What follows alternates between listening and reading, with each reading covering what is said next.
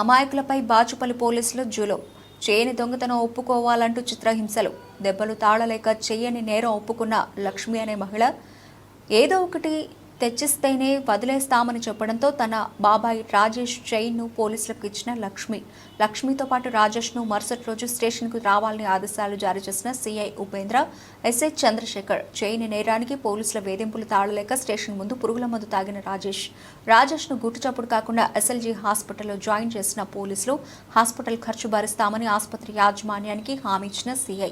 ప్రాణాపాయ స్థితిలో రాజేష్ జరిగిన ఉదంతంతో లక్ష్మి చైన్ తిరిగి ఇచ్చేసి రాజుకి యత్నిస్తున్న పోలీసులు. గోల్డ్ మా బావదండి. పోలీసులు మళ్ళీ తిరిగి ఉదయం మళ్ళీ మాకు గోల్డ్ మా బావదే తిరిగి ఇచ్చేసారండి. ఉదయం నిన్న ఈవినింగ్ తీసుకున్నారండి. ఈరోజు మార్నింగ్ మందు తాగాడని తెలిసి స్టేషన్కి రమ్మని ఇచ్చేయడం జరిగిందండి.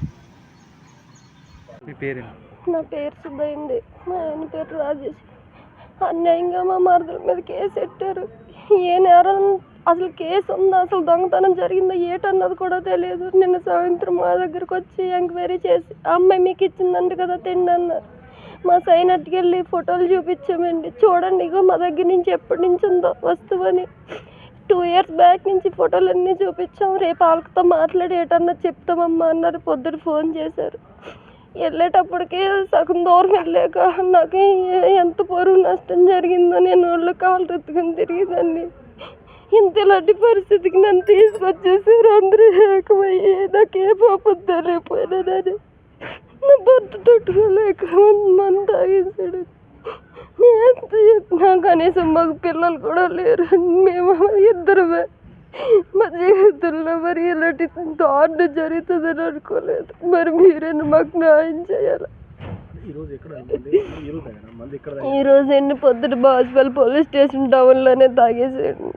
స్టేషన్ దగ్గరే ఉన్నామండి, బయట కూడా కాదండి.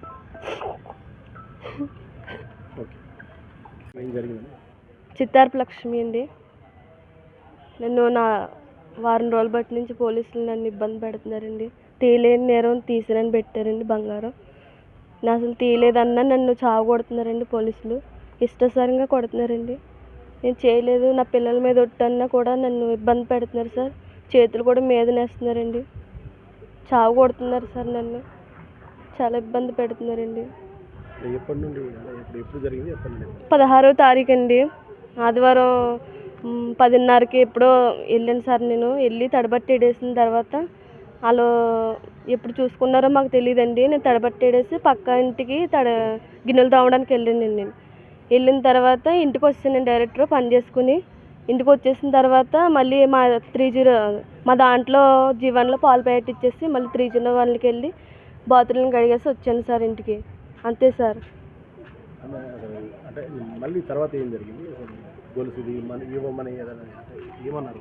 వాళ్ళు ఇమ్మంటున్నారు సార్. నేను తీయలేదంటే నన్ను బలవంత పెట్టి ఏదో ఒకటి ఇవ్వి అంటున్నారు సార్. నేను తీయలేదు సార్ అంటే మా బాబాయ్ది చైన్ ఉంటే ఇలా ఇచ్చాను సార్, వదిలేస్తానంటే ఇచ్చాను సార్. అంతే సార్. మా బాబాయ్ మీదే పెట్టింది. మా బాబాయ్ది ఏంటో చైన్ అండి.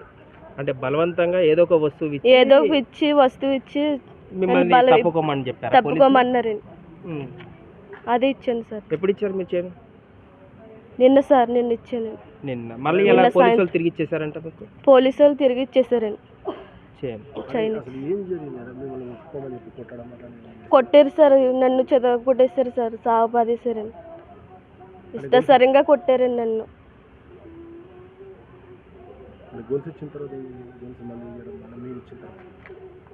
నేను ఇంక ఇంటికి వచ్చేసాను సార్. నన్ను ఇంకేం చేయలేదు.